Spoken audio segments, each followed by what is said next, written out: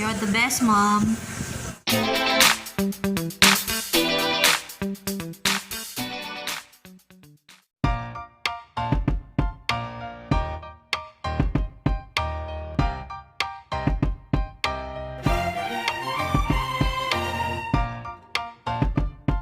So, ito na yung baboy after pakuluan.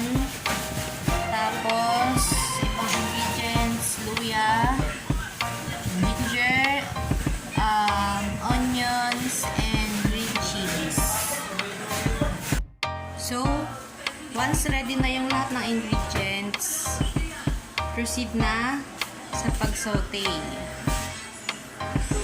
Yan, mag-add ng unting oil sa ating pot. Tapos first is ginger.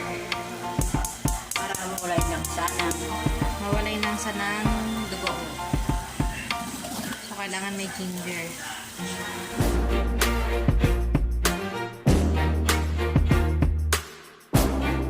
Brown na. Put some onions.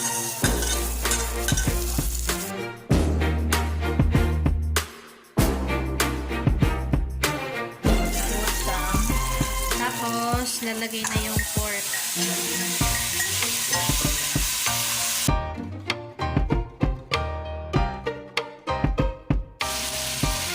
So, dahil pinakuluan na siya, madali na siyang lumambot.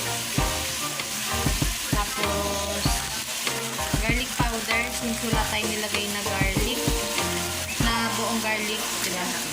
So, garlic powder. Tapos, i-mix lang. Uy! Dito ang ingay mo! Mag-vlog ako eh. Tapos, nalagyan ng soy sauce. Konting toyo.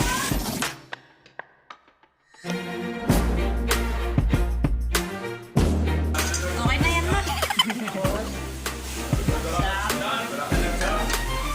Tapos, ilalagay na yung dugo na may gata. Ay! Tumatalsik! Ano ba yan? Sasahaluin lang. Tapos lulutuin lang yung dugo. Sin. Okay, salt.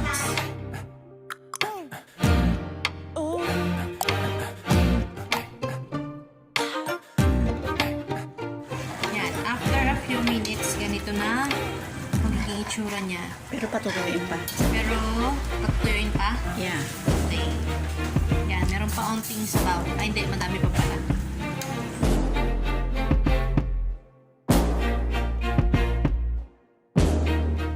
Yay! Ayan na siya. Yes! Sarap. Last step is ilalagay yung sili. Nice. So, ilalagay yung sili once na nag-dry na siya. Yan siyang sabaw.